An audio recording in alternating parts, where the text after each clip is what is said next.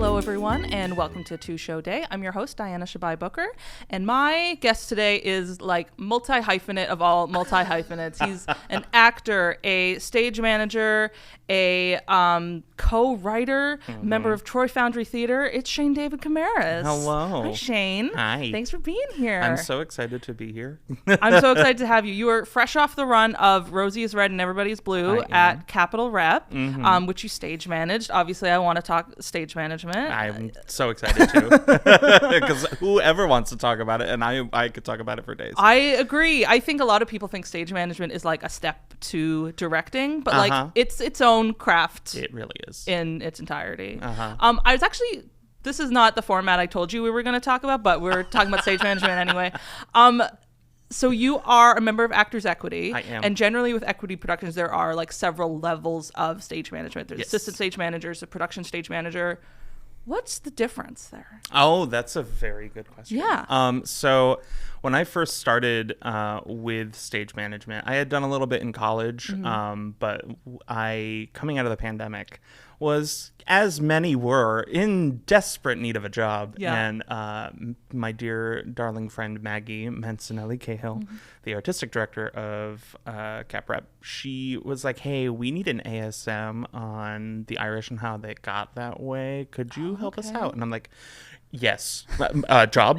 Yes, please. Yes. Anything. Yeah. And I will be completely frank, at that point, you know, I had been working professionally for years after I came out of college, but at that point, I didn't fully understand what the responsibilities were of ASM to PSM. Sure. And boy, did I learn fast. When I hopped on for that show, I learned just how integral an ASM is. And, you know, you assume when you hear assistant stage manager that that means like you're a step down. Sure. And like when it comes to hierarchy, yeah, you answer to the PSM, but like the amount of work that ASMs do, because when I step into the role of an ASM, like I am responsible for all of the deck paperwork when it comes to like running sheets. So like where is every set piece at every moment? Where is every prop? Where is every costume piece? Like what costumes is everybody wearing? You are responsible for knowing this show inside and out, much like a PSM, but on a different level, because like for the PSM, yeah, you need to know that information. But once you get into the run of the show, for the most part, you can kind of trust, as long as you have a great ASM, like you can trust like that person's got the deck covered. I need to focus on the rest of everything. Sure. And that's kind of the main difference I find. Like the assistant stage manager makes sure that everything on that deck is where it needs to be, when it needs to be, and is making the show happen. Whereas the PSM, they get to sit outside and watch the whole and make sure everything is happening. I have my actors where I need them to be. I know my ASM has got everything covered. I've got my crew where they need to be. So I know my sound op, my light op, my run crew. Everybody is at crew call when they're supposed to be. And then I get the opportunity to call the show. So making sure that the show itself runs the way that it's supposed to every single time. And that's the big thing when it comes to stage management in general is consistency. Right. You know, things happen in theater. That is such as life. Right. Every show is different, every single one. But the job of the PSM is to make sure that we are as close to the same thing as possible, which, you know, you take what life throws at you. But for the most part, I've had an amazing experience as a PSM and as an ASM. Yeah. But it's been a journey learning the difference between the two. And I can definitely say, and this is the case with acting as well, that like when I'm in the booth and I'm calling the show, I have times where I'm like, I wish I was in the trenches doing, like on the deck doing the thing. But then I'll be on the deck on a show and I'm like, God, I wish I was in the booth calling the show.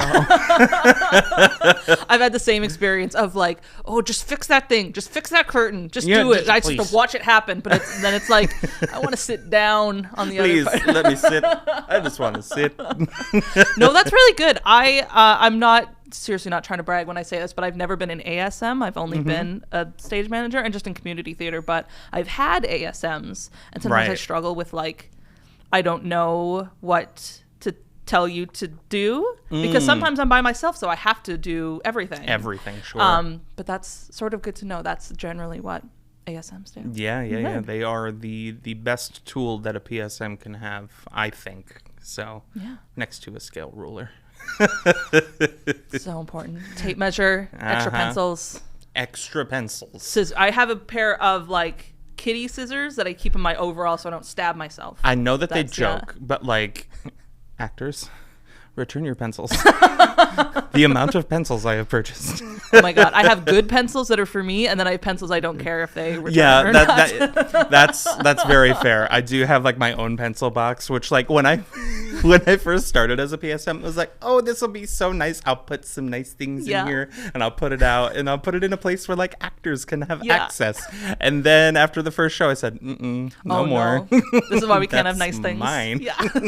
You're gonna get a little coffee mug that has your own stuff that you can use that I don't care about. Chewed on pencils and God. Thankfully, I haven't really run into a lot of chewed on pencils. Oh, that's good. Those ones keep them away. Not yet. From me. So how did you first get into theater? Do you remember the first show you ever saw or did? I do. Yeah. When I was a wee lad, it was, God, what was it? It would have been 5th grade, because my oh no, that's not even true. My very first one was in 4th grade. Oh, okay. I did just a little kid's production of Cinderella, and I played the king, and it was, it's just little kids doing their thing. But I will always remember, I was thrown to the wolves on one of my first performances because the kid that was playing Prince Charming, because it was just, a whatever script. It wasn't Disney's Cinderella. Sure. He was like a football player. He was like the jock. So he had a scene where he came on and he was wearing a football helmet, and then he ran away, and then I had a scene with somebody else. And when he ran away, they could not get his helmet off, so I was forced to riff a little 4th grader, just like, I'm vamp, right, vamp, kid, come on. And so my very first improv experience happened when I don't know how old I am at that point, but so that was my first theater experience. But like, I got to do true drama club once I got to middle school in 5th grade. So like the first like true musical I did was Oliver. Oh, okay. It was a little God, what are they called? Just a pickpocket kid. Oh, sure. Yeah, one of those. So I sang in Oliver at the very, very top. Food, Glorious Food.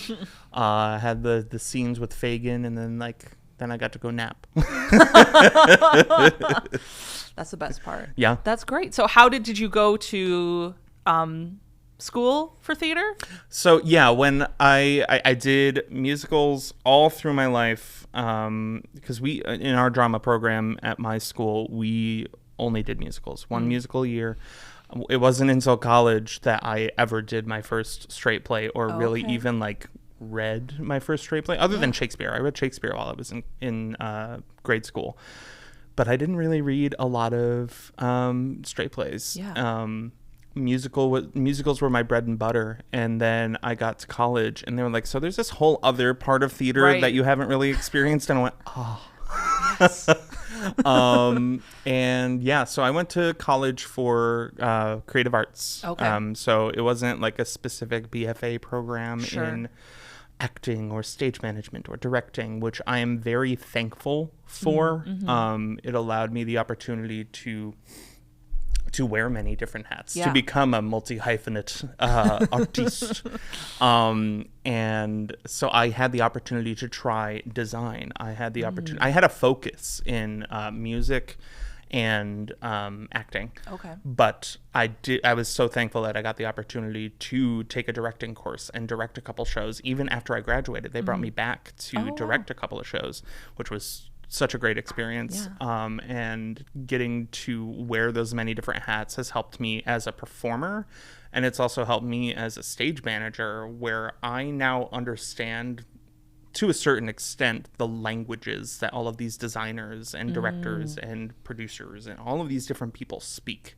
So I know how to kind of help them gel. Yes. So that we can move forward and get to our production. Yeah, I totally agree with that. I went to school for communications. So similar thing. It helped me a lot with like, okay, here's an easy way to lay this out or get these people organized. And I think it's important to highlight that you don't have to go to school for theater and can still work in the theater. And vice versa. I think you can get a degree in theater and that can help you, work differently with others and in the workplace. So however you decide to put theater in your life is, And then once the beauty of our industry is like once you get into it, you don't have to stay at one thing. I started as a performer. I am still a performer. Yeah.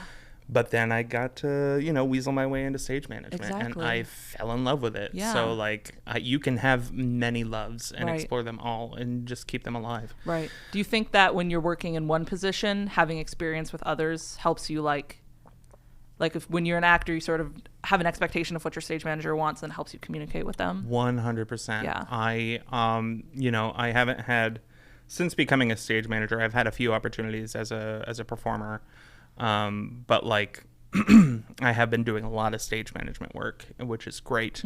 But it has helped when I am in the shoes of a performer to be able to communicate what I need in particular, because like as stage managers, we have certain limitations and like we know who we can direct you to. And because I've been working consistently at like the same theater, I now have like the toolbox where I was like, I have this need. I know who I need to go see. I don't need to bug my stage manager. Sure. But if I were at another location, I would know how to approach a stage manager and not make their head explode. Yeah, that's important. That's a good skill. Yeah. Don't let your stage manager's head explode, please. No. Don't let them show you their head exploding. At least let them don't let them. private. Yeah, that's the. If it has to happen in private, just let it happen. That's fine. So let's talk about Antonio, or What I Would, which is an adaptation you co-wrote and are starring in. Please. What's it about? So, a few years ago, almost 2 years ago now, I was working on a production of Twelfth Night, everyone's favorite Shakespeare, or maybe not. But I was working on that production, and I ended up getting cast as Antonio, which, if you don't know Twelfth Night, you probably don't know who Antonio is. Right. But for the most part, if you've seen Twelfth Night, you know the character. He is the pirate that saved Sebastian, Violet's twin, after the shipwreck, and then, made sure he got to Illyria and helped him find his sister. And something that a lot of people don't realize is that character is innately queer. He is written as one of Shakespeare's queer characters, because there are a large number of characters in Shakespeare's folio that a lot of people don't really realize are queer characters, and Antonio is one of them. I got excited when I got cast because it's like I get to play the queer character in the show. That's going to be so much fun. And because I knew going into it, we were setting it in the summer of love. Like, oh my God, there's so much you can mine with that. Yeah. And then we got to rehearsing our first scene, which was Antonio trying to keep Sebastian from leaving, from going to Illyria.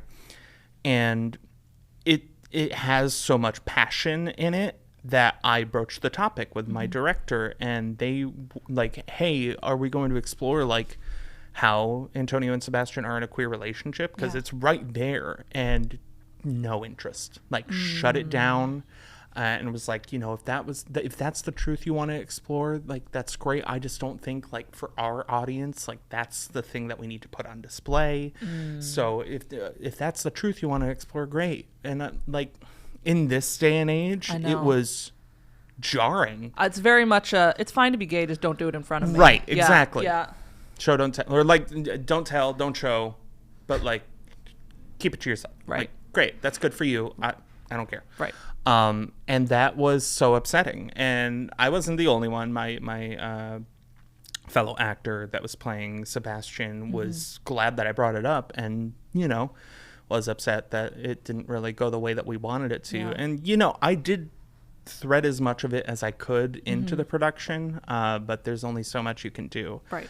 But after that show, it was closing day, and I remember having a conversation with Michael, who was my Sebastian, and my friend Rags, who was Christoph. He was our Feste. Dennis, who was our Sir Toby. We were all just kind of chatting, and they were very aware of my frustrations. And I was like, God, I wish we could do a show focused on what happens between Antonio and Sebastian before we meet them. And Michael and all of them were just like, so write it. Yeah. And I was like, you're not wrong. So I sat with it for a couple of months and was just like, how do I go about doing this?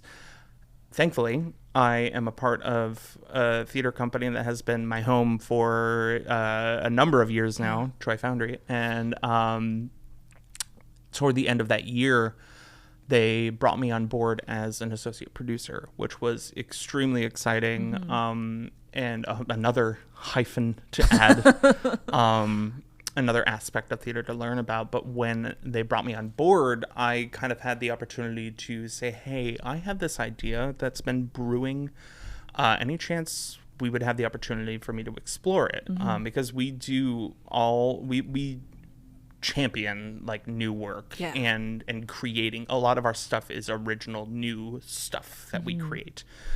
We've done classics and stuff, but our wheelhouse, our bread and butter is new work. So I had told them the idea, and it was originally we are going to focus on those 3 months that Antonio and Sebastian spend together before Illyria. And the working title was Tony and Rod. That is a different show, I think. It most certainly is.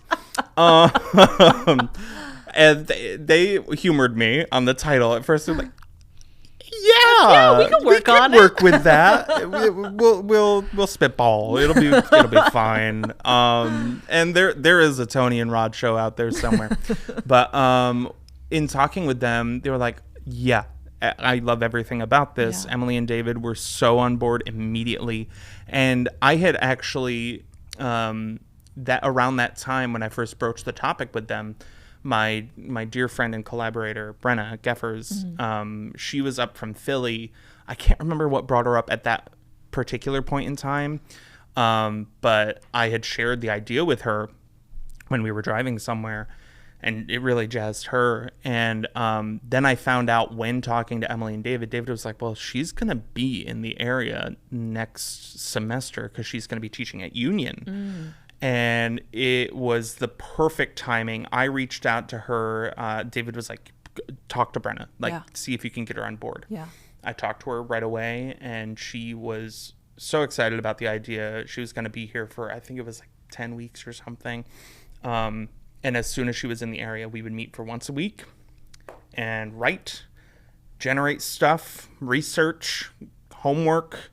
And we found as the process was going along, it's not Tony and Rod.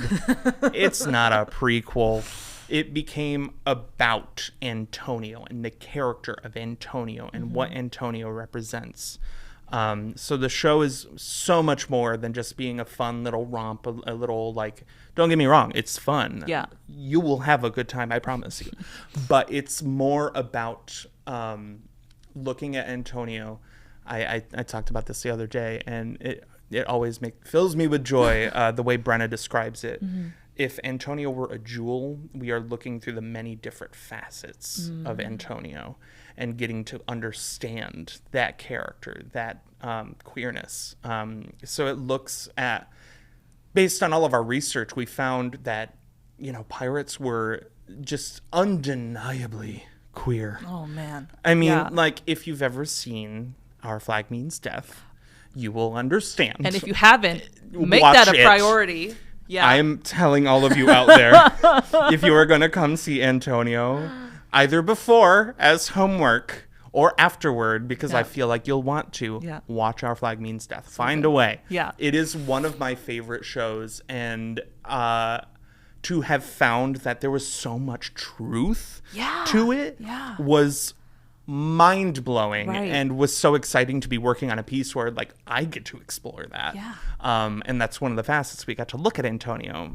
So it was all of this long tirade. This is so fascinating. Yeah. was to say like, yes, this started from a place of frustration and anger and just disappointment in modern theater that it turned into a piece about loving who I am, loving Antonio.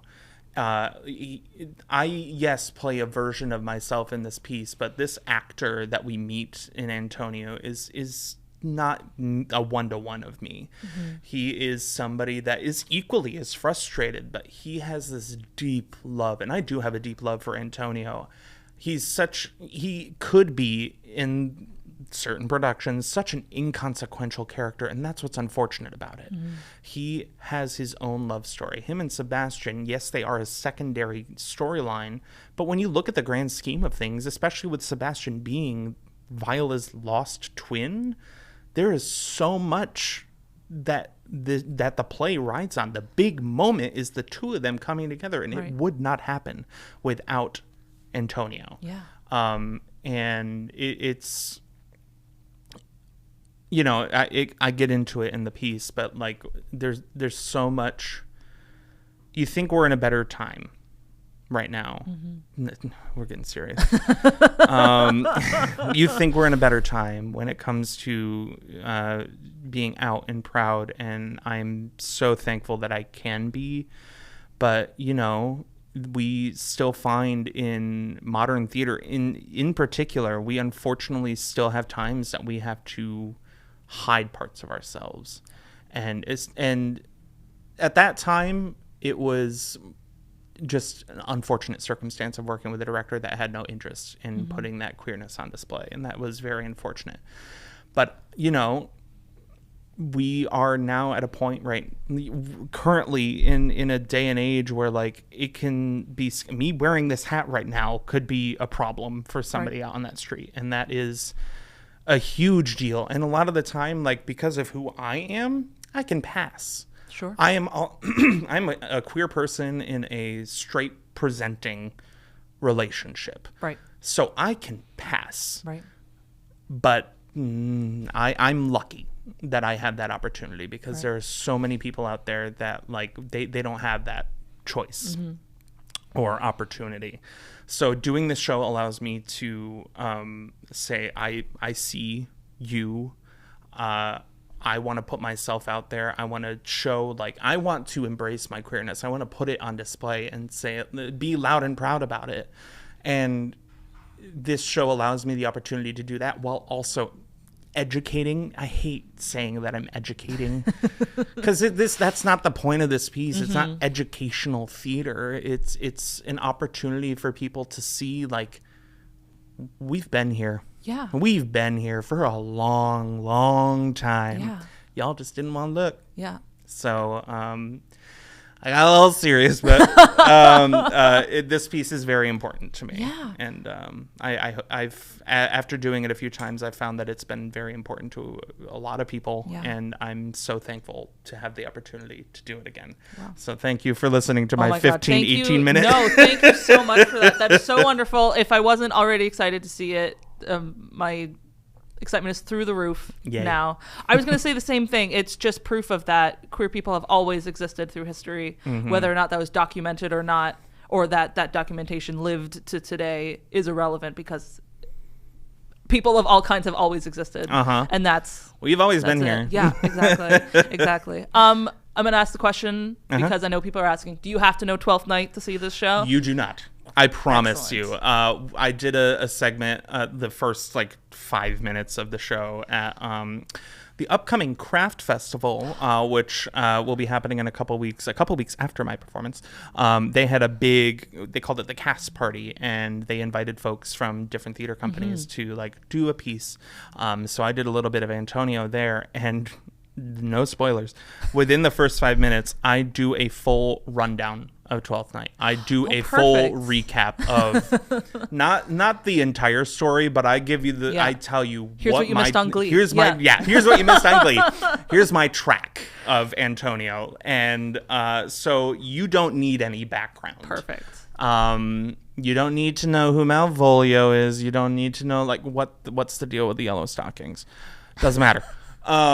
So yeah, you don't have to have the prior knowledge. Excellent. I promise you. Perfect. Okay, so Antonio or What I Would runs May 31st and June 1st at UPH. Mm-hmm. It's an evening and a matinee. Yep. 8 p.m. on Saturday, 3 p.m. on Sunday. At uph.org for tickets. Yay. Wonderful.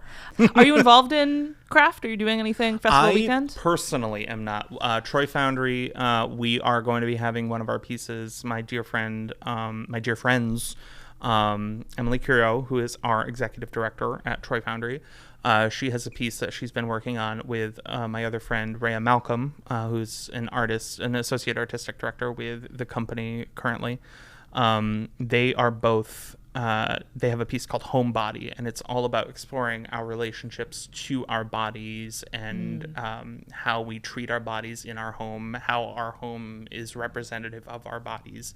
It's a beautiful piece. We did a reading of it during our Newark Festival Half Baked back in September to a great reception. And so they've been working on it a bit more, and they're going to be doing that on the Sunday of Craft Festival, which is Sunday, June 15th. Yes. At UAlbany.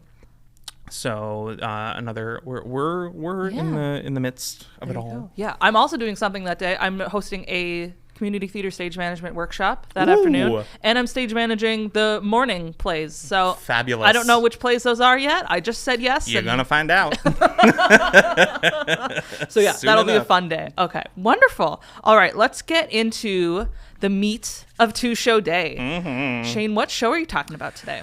It's so funny that I spent so much time figuring out what show could I talk about, and there were a couple of options, and I was so stuck in the headspace of it's got to be a musical. I'm gonna talk about a musical, and I chose my show, and then you went, well, I'm gonna go with this one because it's on theme with Antonio, and I went, well, that would have been a good idea. So what I ended up with is I wanted to talk about the 25th annual Putnam County Spelling Bee. Yay! And as I told you before we started recording, I have never seen this show before. I am so excited to talk to you about this show. You have no idea. I'm so excited. So that's what I'm going to be talking about. Well, I have are you going to introduce yours as well, or should I dive into mine? Yeah, we'll do yours and then we'll get to me after. Great. Yeah. Well, because I'll have a confession for you when we finish that. Anyway. Oh, okay. So when it comes to Spelling Bee, it is the book is by Rachel Shanken. The score is by William Finn, which, if you don't know, William Finn he wrote a number of shows, but one of his other biggest ones is Falsettos, which is another show that's near and dear to my heart. He unfortunately passed last month. Just recently. Yeah, it was beginning of April. He had a long fight with, I can't remember specifically what he was fighting with, but he had been sick for a long time and unfortunately passed. But the score is by him. It was directed. This was one thing that I didn't realize. The original Broadway production was directed by James Lapine. James Lapine, yeah. Had no clue. I just saw that, which is so funny because he and William Finn wrote Falsettos together. They did. Yeah. I had no idea that they had worked together on this as well. It is crazy how much the scope of James Lapine's work. So I knew about the Sondheim stuff, and I was like, oh, he did Falsettos. Oh, he's directing this. It's right. He has his hands in a lot of things. He certainly does. Yeah. And for those, if you don't know, James Lapine is Into the Woods. Sunday in the Park with George. Yep. So Falsettos. Yeah. He has done a lot. He is theater royalty in my eyes. The choreography was done by Dan. I do not know how to pronounce his last name. Knechtes. So I'm going to say Nekjes. Great. We'll go with it. Dan, you can write us a letter if we're wrong. Yeah, please. But the only thing that I saw that he had done was the Broadway, I think, revival in 2008 of Xanadu. So that's the only big thing that I saw on his resume. These are two different shows, Very, Xanadu and Spelling Bee. Very. Costumes were designed by Jennifer Caprio, who also worked on Falsettos. Are we seeing a theme here? Spamalot and the most recent Spamalot. Oh, okay. And also Heart of Rock and Roll. Which, yeah. The very short-lived Huey Lewis musical. Yeah, which, I had a dear friend working on that show, and I was so happy for him. I know the director as well, but I was just like, darlings, I don't think this is what we need right now. Sound design was by Dan Moses Schreier, who is currently working on Floyd Collins. Oh, cool. And lighting design was by Natasha Katz, who currently worked on John Proctor's The Villain. Oh, I was gonna say, I feel like she has some Tonys for. Yeah, she did Hell's Kitchen. Pierre, I think. Natasha Pierre, Sweeney Todd, the most recent revival. Yeah. It premiered on May 2nd, 2005, and some notable cast members. Some big names that a lot of folks I'm sure know, like Jesse Tyler Ferguson, who most people probably know from Modern Family, but is currently in he's in Here We Are. Here We Are, in London. So he's working on that, and he's done a number of things. Yep. Dan Fogler, who works a lot in television and film, and my favorite call out is the film that was around the same time as Spelling Bee, 2007-8. He was in a film called Balls of Fury. That's like a ping pong movie. Yes, or something, it was right? a crazy kung fu style film but it was all about ping pong. Yeah, wild movie. Celia Keenan-Bolger, who played Olive. Oh, right. Jesse Tyler Ferguson played Leaf Coney Bear. I'll get into who these people are in a moment. But Dan Fogler played William Barfay. Celia Keenan-Bolger played Olive Ostrovsky, who, most well known for To Kill a Mockingbird, Peter and the Starcatcher, most recently was in Mother Play, so she's been around. Lisa Howard, who played Ronalisa Peretti, which, everybody should know for playing Siobhan in Twilight, Breaking Dawn, Part 2. The leader of the Irish Coven. I didn't even realize that was Lisa Howard. That's so I funny. didn't know until I looked it up.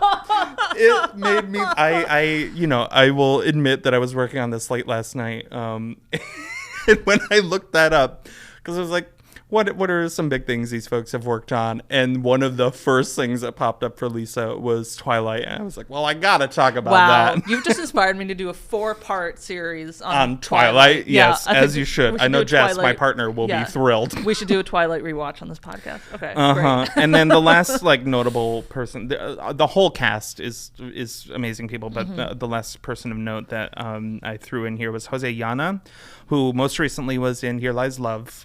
He is a Filipino actor, so was a part of Here Lies Love, the Fatboy Slim and David Byrne show that happened recently. And then I found, in doing my little deep dive, found out that he was a replacement for Angel in the original production of Rent. Oh, no way. Wow, that's a crazy connection. And he played Chip Tolentino. All right. So I will read you the synopsis from the licensing page real quick, and then we can get into what this actually means. An eclectic group of 6 mid-pubescents vie for the spelling championship of a lifetime. While candidly disclosing hilarious and touching stories from their home lives, the tweens spell their way through a series of potentially made-up words, hoping never to hear the soul-crushing, pout-inducing, life-unaffirming ding of the bell that signals a spelling mistake. 6 spellers enter, 1 speller leaves a champion. At least the losers get a juice box. So this show is a riot. And to kind of go back to my background, when I got to college, I, musicals were my bread and butter. I had, at Siena, I approached the people from the drama club, the theater group there. And I was like, what shows are you doing? I'm so excited to get involved. And they were like, we're doing Spelling Bee. And I'm like, I had no idea what it was, but I just went with it. Sure. And I looked it up and then immediately fell in love. I had no idea how long it had been around. 2005. Yeah. I mean, at the time, I started school in 2011, so I guess it wasn't that long. Oh, God. I'm not going to go down that road. But, you know, to give you some full background, it started as a show that was an improv play called Crepuscule, which Crepuscule is one of the big words in the show. There's a whole musical number toward the end when I think it's I can't remember if it's Barfi or Olive that is spelling it, but it's like one of the pinnacle moments in the show. And that was written and created by Rebecca Feldman, and Dan Fogler worked on that production originally. And probably the coolest connection to this piece was they picked that show up and brought it to Barrington Stage Company. Oh, really? Okay. Well, Bill Finn was an associate artist with Barrington Stage. Oh, wow. So a lot of his stuff was developed there. Falsettos started at Barrington Stage. Really? Yeah. Which that was when I started working on that show in college. I played Barfi. Because who else would I play? Yeah, that was so cool to find out this place that was an hour away is like the origin of so many like modern classics. Yeah. So Julianne Boyd was the current artistic director, and they did 2 different iterations of it. They did a workshop in February 2004, and they brought Rachel Shankin in. I think it was in the brought her on board for these Barrington Stage productions. Dan Fogler came right on. Notable replacement for Dan Fogler was Josh Gad. Josh Gad eventually played. Oh my God. And another notable replacement that I saw was James Monroe Iglehart played Mitch Mahoney. Oh, okay. So Mitch Mahoney is the comfort counselor. Probably one of my favorite characters. Such a great part. Mitch Mahoney is like, you look at him and he's like rough. Like he will mess you up. And anytime one of these kids gets eliminated, he's doing the job as community service. Yeah. That's the joke. And whenever one of the kids gets eliminated, he hands them a juice box. Yeah. And like pat on the back and get to the audience. But like they have one of the best numbers as each like person gets eliminated. There are a series of numbers called the goodbyes. And there are short ones as like audience members are eliminated. I am like ping pong. My ADHD is going crazy because I'm like, oh my God, works, right. The audience members. I forgot to talk about that. I'll get to it. I promise. But you know, then I think it's the 4th goodbye that Mitch gets this crazy like gospel like part of the song and gets to just riff like crazy. Yeah. It's one of the best numbers in the whole show. But yeah, James Monroe Iglehart did that. It moved off Broadway at Second Stage Theater on January 11th, 2005. And then, you know, eventually it moved its way to Broadway at Circle in the Square. And it ran for a while. It didn't close until January 20th, 2008. Oh, wow. After 1,136 performances and 21 previews. That's a great I didn't realize that it ran that long, quite frankly. They are teasing a New York return. Some people are hoping for like New World Stages, which I think would be a great place. Yeah. For that. Just like a little like 500 seat. Yeah. Yeah. Especially for like, and again, I'll get to the audience participation. But the last little bit that I really want to talk about was at the 10th anniversary. They did a 10th anniversary concert in 2015. And this was a really coming back to our full circle stage management thing. A part of the concert was dedicated to Andrea Spook Testani Gordon, who was the original PSM. They passed from cancer not long before the concert. I think it was the year prior. And they dedicated the whole concert to Spook. Oh, that's so sweet. Yeah, really, really sweet. So audience participation. Yeah. That is probably one of the coolest parts about this show. Prior to the show, now I can speak to how we did it at Siena. Yeah. But prior to the show, you would sign up. You would get a little sheet. You would write your name, and then you would hand it off to somebody, one of the house managers, and then we would get a list. We would kind of select beforehand. If we had friends that were coming to the show, we would totally sneak them into the list. But a lot of the time, it was kind of random. If you put your name on the slip, you knew what you were signing up for, right, for the most part. And so once the show starts with the opening number of Rona Lisa, she's a realtor in town, but she was the champion of the spelling bee years ago, and by spelling the word syzygy. Yeah. And so she has this little dream sequence that starts us off and starts off the opening number, the 25th annual Putnam County Spelling Bee.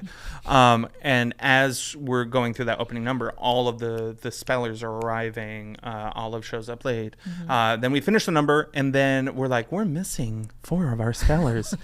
And you bring up 4 audience members to the stage, and they are forced to participate in our spelling bee.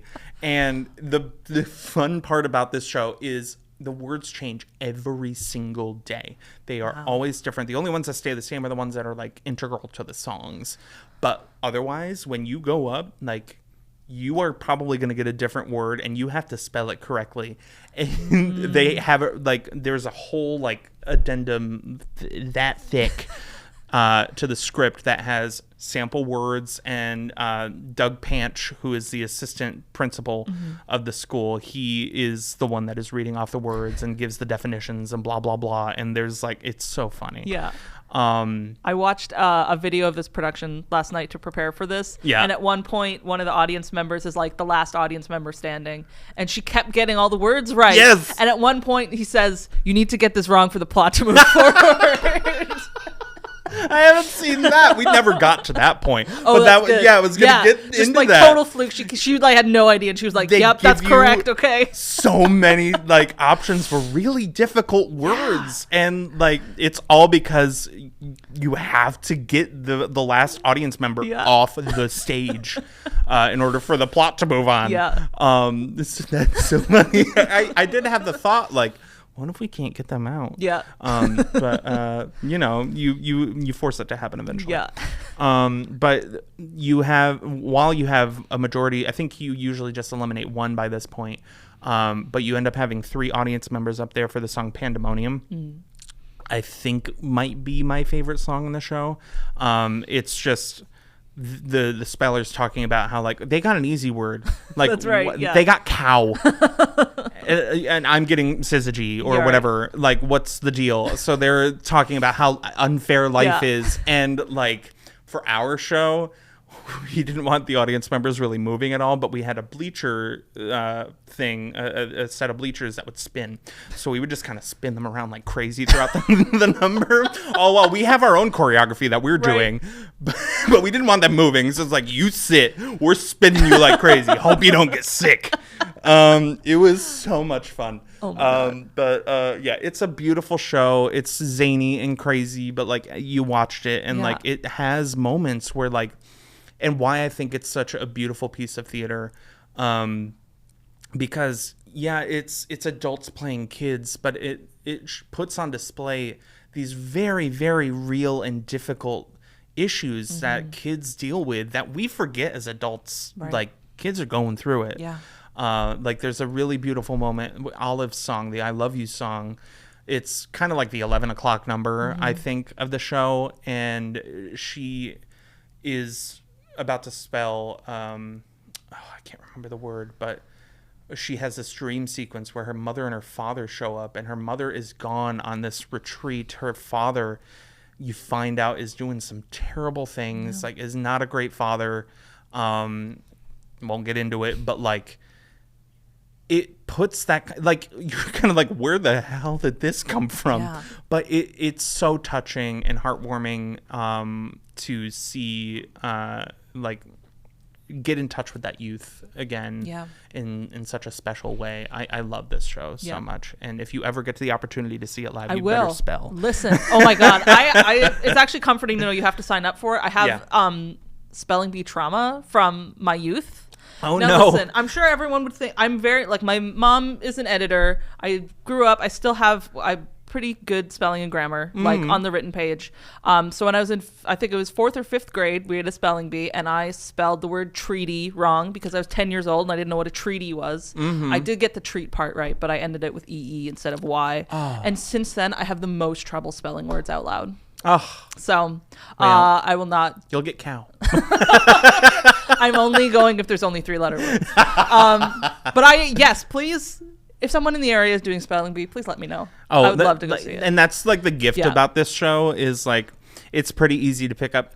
It's easy to pick up. There's a lot of challenging stuff in there that like a lot of people don't see coming. Like when I did the show, I had no idea what I was getting into. I got cast as Barfay, but and like his thing, that's the other cool thing is like you see how people how these kids problem solve, and Barfay's thing is his foot. He spells with his foot on the ground.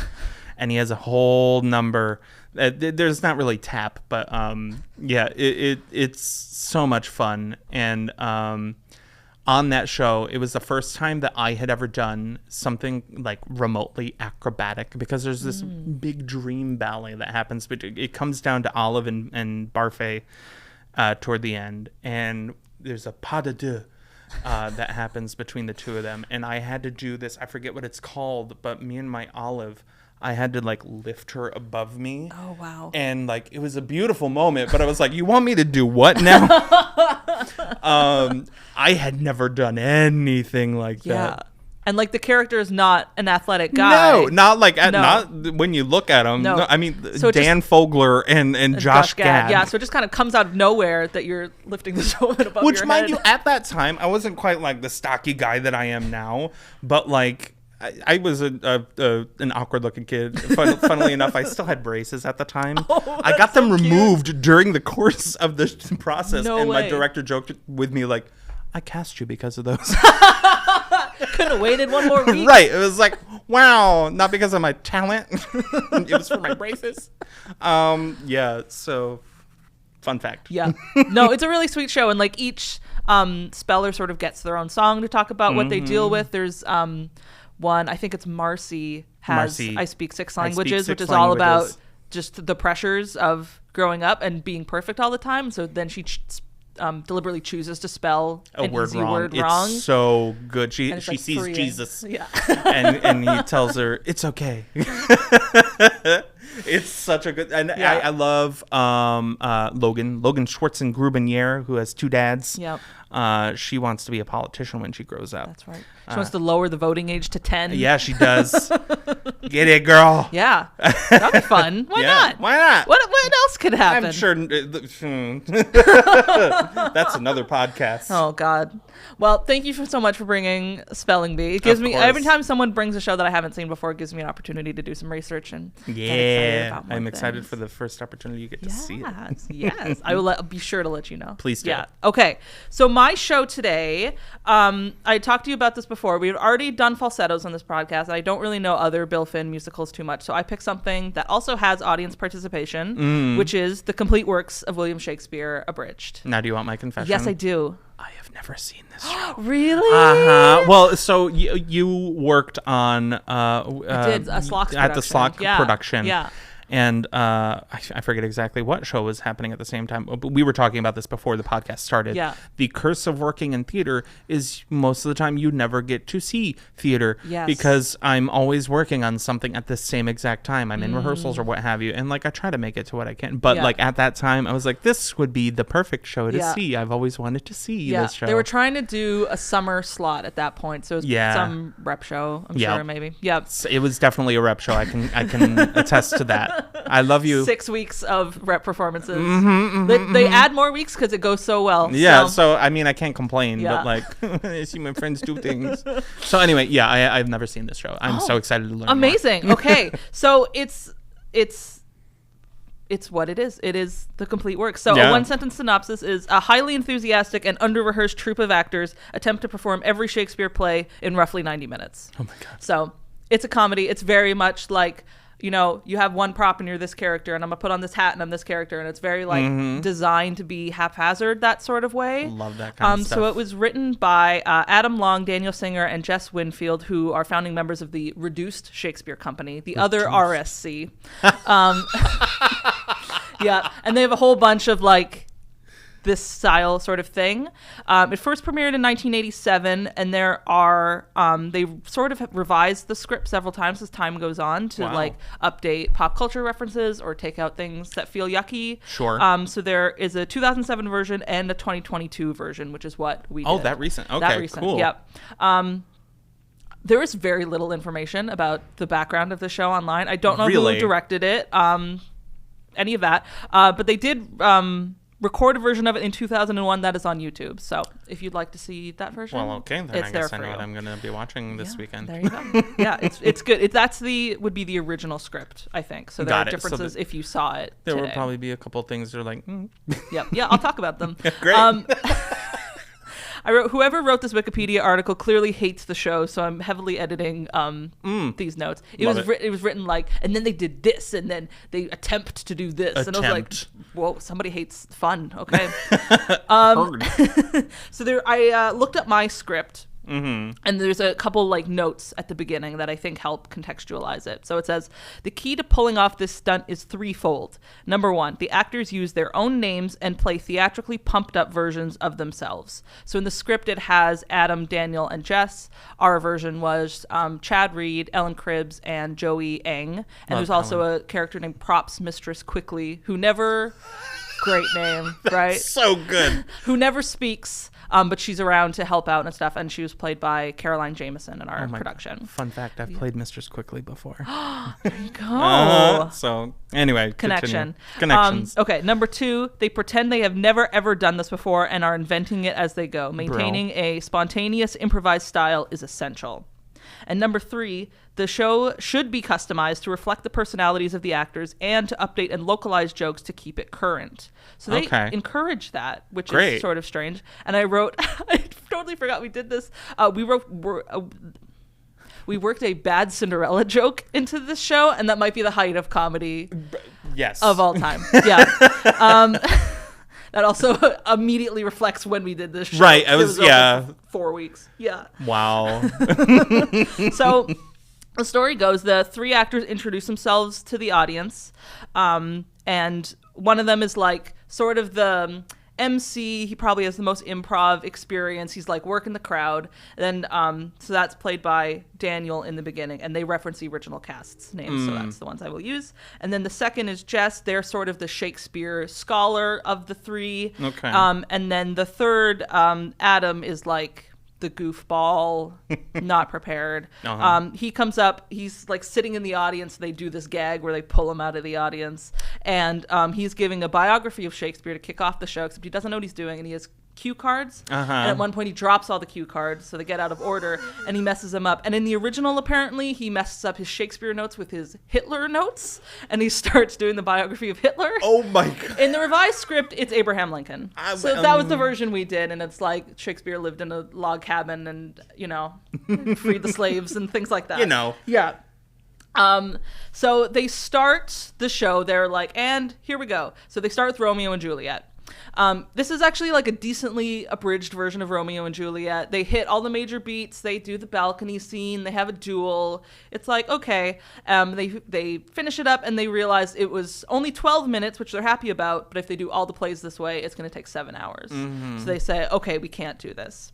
So then they do Titus Andronicus as a cooking show. And it's like they have like a head in a bowl, and like there's it's a whole thing. In the original, they do Othello as a rap, which is no longer in the script. They do something with like a ghost boat. They have like plastic boats, and they go they don't know what a moor is, and like they think it's something to do with boats. Yep. And then eventually they say, let's just pretend this was awesome and we're done with Othello. And they go, great, and we're done. Hooray. Yeah, so we don't do rapping Othello anymore. Good. Yep, that was a good decision. Yeah, good choice on their part. Yep. All the comedies are done into one. The justification is that they all recycle the same plot devices anyway. Fair. So they they do just one big comedy. Mistaken identity. Yeah, exactly. Yep. And then there's like some weird flirting and drag thing, and all of that, all of the good stuff we love from the comedies. Yes. Julius Caesar just gets stabbed, and the very brief Antony and Cleopatra.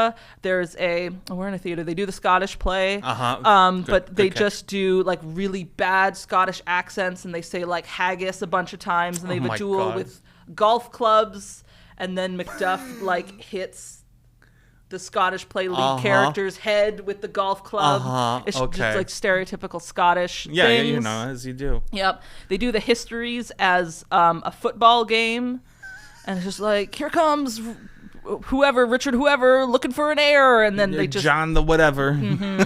Yeah, so that's that. So after that, they sort of like they start going through, they borrow somebody's program and they start going through the list of shows, and they're like, oh yeah, we did that one, okay, great.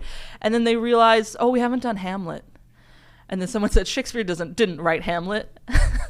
And then they do that, and then there's a line about, the one with the young prince struggling with his conscience after his uncle murders his father, and they say, no, that's the Lion King. Yeah, my favorite line. So they realize, okay, we have to do Hamlet. And then Adam the goofball, he gets nervous, he doesn't want to do it, Hamlet is hard, so he runs away. And the Jess, the Shakespeare scholar, goes to follow him, goes to catch him, and then Daniel's alone to sort of vamp like your king. Like my Cinderella king, my fourth grade Cinderella intermission. King. And so Chad was doing that, and he always pulled out just like some terrible jokes. My favorite of which I'm going to recite now because it's my favorite joke of all time. I'm excited. Did you hear the one about the guy with 5 dicks? His sex life was terrible, but his underwear fit like a glove. My favorite joke.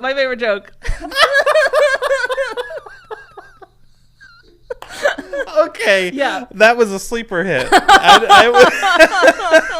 He had a few, but that one was my favorite, and it was kind of hit or miss. That's it's like good. Borderline dirty, but I think it's excellent. It's excellent. Okay. So then we have intermission. Maybe we should just end the show now. I don't think I'm gonna.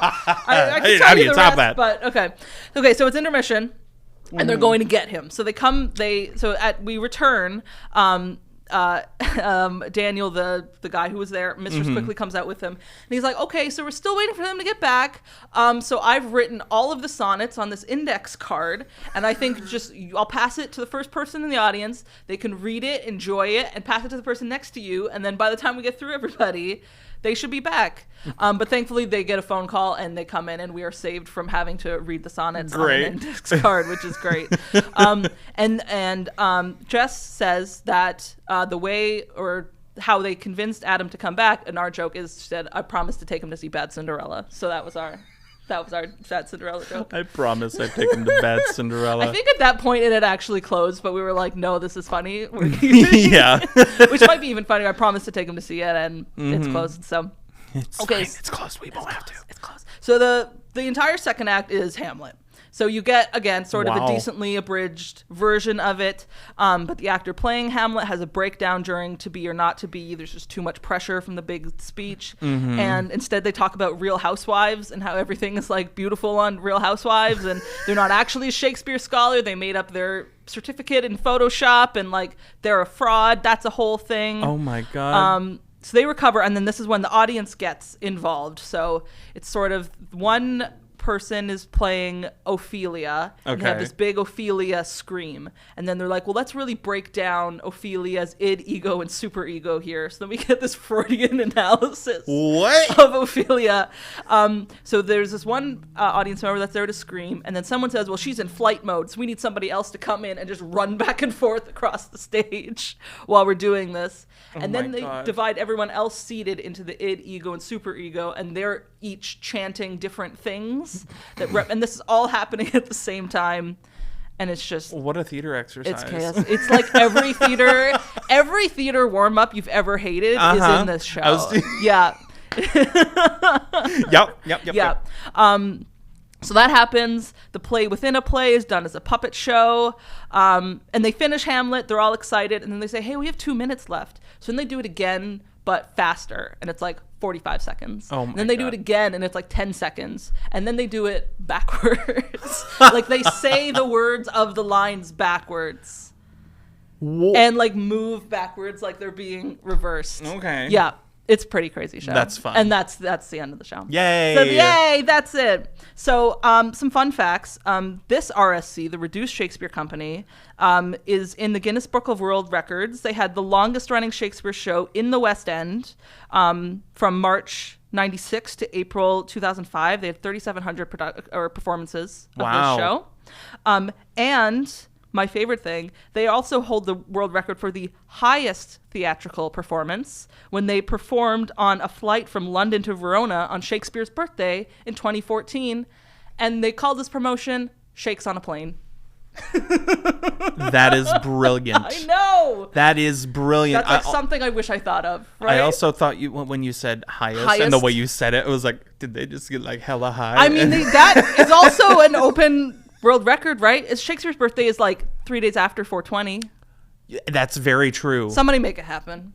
That'd be great. We do drunk Shakespeare all the time. High Shakespeare should be a thing. No one would remember anything. No, they wouldn't. Sign me up. I'll do that. Sign me up. Next year Shakespeare's birthday.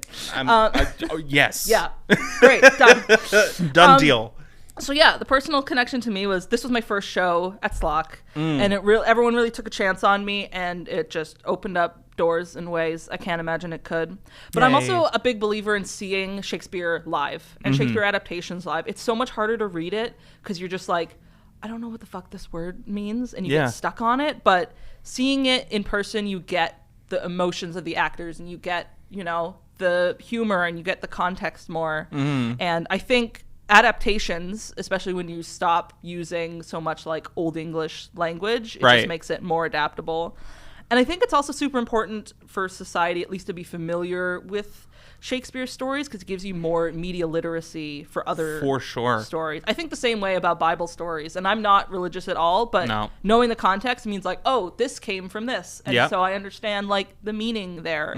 So to put it in other adaptations like this or like Antonio helps, give you more understanding to other things in the world because so much literature and movies and everything are based on these old public domain things, right? Like The Lion King. Like The Lion King. Or Easy A.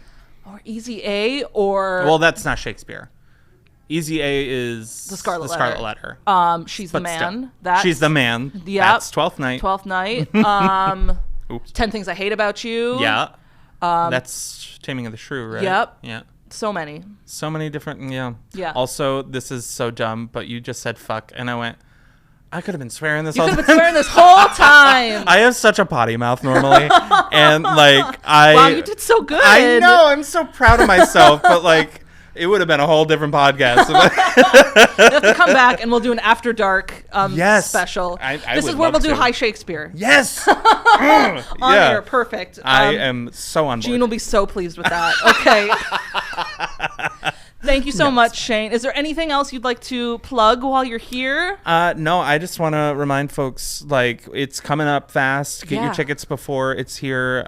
Saturday, May 31st and Sunday, June 1st. Saturday at 8 p.m., Sunday at 3 p.m. up at UPH. It is a beautiful venue. And I'm not just saying that because I'm affiliated with the Collaborative. No. It truly is one of the most beautiful spaces in this area. So get there.